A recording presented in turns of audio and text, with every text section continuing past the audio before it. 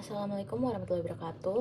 Sebelumnya perkenalkan, saya Anggita Cahaya Syahira dengan NPM 221 Pada kesempatan kali ini saya akan memaparkan hasil dari ujian akhir semester Hukum Persaingan Usaha saya, yaitu makalah dengan judul Tata Cara Penanganan Praktik Monopoli dan juga Persaingan Usaha Tidak Sehat serta Upaya Hukumnya. Baik, adapun yang pertama latar belakang, perkembangan bisnis di Indonesia yang sangat cepat didukung oleh teknologi dan juga pasar global, tidak hanya meningkatkan efisiensi ekonomi, tetapi juga memunculkan praktik persaingan usaha yang tidak sehat seperti monopoli, kartel, persekongkol tender, dan juga penyalahgunaan posisi dominan. Nah, negara Indonesia atas hal tersebut telah merespon melalui Undang-Undang Nomor 5 Tahun 1999 tentang larangan praktik monopoli dan juga persaingan usaha tidak sehat, serta telah membentuk Komisi Pengawas Persaingan Usaha atau KPPU sebagai lembaga independen untuk menegakkan hukum persaingan. Namun pelanggaran itu masih sering berulang dan juga belum menimbulkan efek jera yang kuat bagi para pelaku usaha yang curang. Nah, di sisi lain, prosedur penanganan perkara di KPPU serta mekanisme upaya hukum seperti keberatan dan juga kasasi terhadap putusan KPPU terus diperbarui. Tetapi putusan KPPU kerap tidak segera berkekuatan hukum tetap atau inkrah dan juga sering dibatalkan oleh pengadilan. Antara lain karena adanya disharmonisasi dengan hukum acara peradilan umum dan juga perbedaan pendekatan pembuktian. Kondisi ini menimbulkan kesenjangan antara tujuan ideal hukum persaingan usaha dan juga realita yang ada, sehingga pada kesempatan kali ini saya mengkaji secara mendalam tata cara penanganan praktik monopoli atau persaingan usaha tidak sehat dan juga efektivitas upaya hukum atas putusan KPPU di Indonesia. Oleh karena hal ini, saya mengangkat satu rumusan masalah, yaitu bagaimana cara penanganan praktik monopoli dan juga persaingan usaha tidak sehat serta upaya hukumnya. Baik, masuk ke pembahasan. Jadi tata cara penanganan praktik monopoli dan juga persaingan usaha tidak sehat serta upaya hukumnya itu dilandaskan oleh bab 7 Undang-Undang Nomor 5 Tahun 99 yang kemudian dijabarkan lebih rinci dalam Peraturan KPPU Nomor 2 Tahun 2023. Nah, undang-undang ini menempatkan KPPU sebagai lembaga independen yang dibentuk lewat Kepres Nomor 75 Tahun 1999 Junto Perpres Nomor 80 tahun 2008 dan juga penguatan penegakan hukumnya didukung oleh Peraturan KPPU Nomor 1 Tahun 2022 tentang program kepatuhan persaingan usaha sebagai instrumen preventif serta secara doktrinal.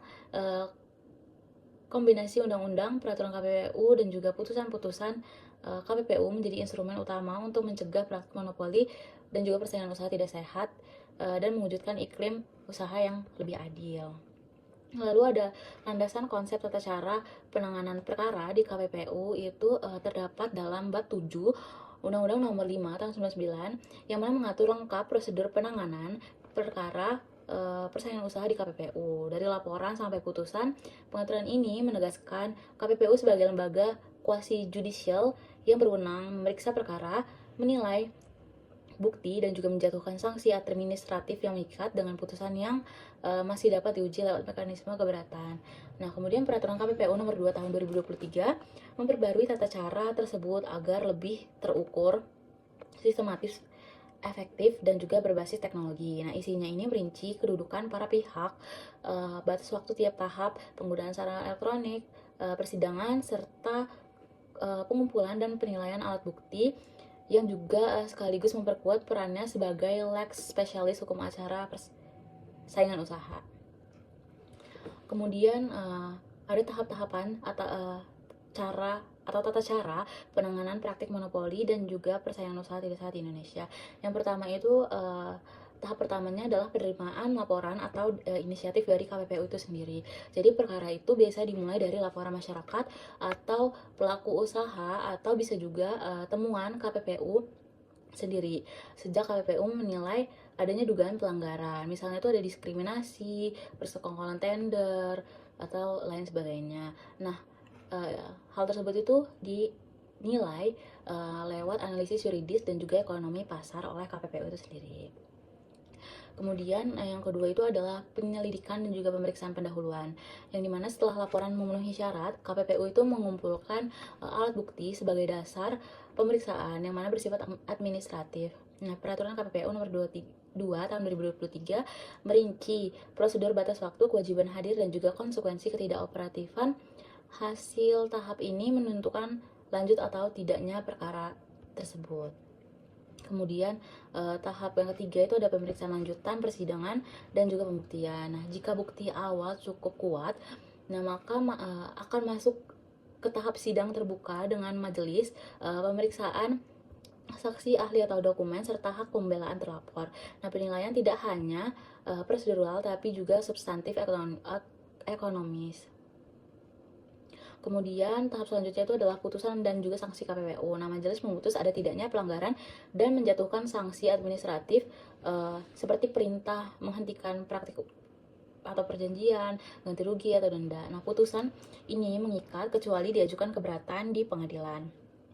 Kemudian yang terakhir itu adalah tahap pelaksanaan putusan. Nah, jika tidak ada keberatan, putusan ingkrah dan wajib dilaksanakan dalam 30 hari setelah diputus. Nah, bila tidak dipatuhi, KPPU dapat meminta eksekusi ke pengadilan niaga dan atau melimpahkan untuk proses pidana terkait ketidakpatuhan. Selanjutnya ada upaya hukum terhadap putusan KPPU. Yang pertama itu adalah keberatan ke pengadilan niaga. Jadi upaya hukum utama terhadap putusan KPPU adalah keberatan sesuai dengan Undang-Undang Nomor 5 Tahun 99 yang mana memberi hak terlapor mengajukan keberatan dalam tenggat waktu tertentu. Semula diperiksa di pengadilan negeri. Namun sejak Perma Nomor 3 Tahun 2021 kewenangan itu beralih ke pengadilan niaga dengan prosedur khusus, yaitu hanya terlapor yang dapat mengajukan keberatan dalam waktu 14 hari kerja, dan juga pemeriksaan bersifat terbatas berbasis berkas atau bukti. Kemudian yang kedua itu ada kasasi dan juga peninjauan kembali atau PK. Jadi putusan pengadilan niaga itu masih bisa diajukan kasasi ke Mahkamah Agung. Nah, sebagaimana upaya hukum biasa terakhir dengan fokus pada penerapan hukumnya. Kemudian ada upaya hukum preventif. Jadi KPPU ini lewat Per KPPU nomor 1 2022 menegaskan upaya preventif lewat program kepatuhan internal perusahaan seperti pembentukan unit kepatuhan, pelatihan rutin, dan juga audit kebijakan agar sesuai Undang-Undang Nomor 5 Tahun 99. Nah, program ini mencegah pelanggaran sejak awal sekaligus menurunkan risiko sanksi, termasuk dengan menilai perjanjian distribusi pembagian wilayah agar tidak menimbulkan praktik anti persaingan atau perseorangan tender. Nah, perkembangan regulasi KPPU dari waktu ke waktu juga diperkuat atau memperkuat fungsi pencegahan melalui kepastian hukum, transparansi, prosedural, dan juga akses informasi sehingga mendorong budaya kepatuhan di dunia usaha. Adapun kesimpulan dari makalah yang saya buat yaitu hukum persaingan usaha Indonesia lewat Undang-Undang Nomor 5 Tahun 99 dan juga aturan turunannya itu sudah membentuk sistem penanggulangan atau penanganan perkara yang komprehensif dari laporan hingga putusan dengan prinsip kepastian hukum, keterbukaan, dan juga perlindungan para pihak. KPPU sebagai lembaga kuasi peradilan yang menilai pelanggaran sekaligus dampak ekonomi pasar sehingga putusannya bersifat yuridis dan juga substantif, disertai dengan sanksi administratif yang korektif dan juga preventif.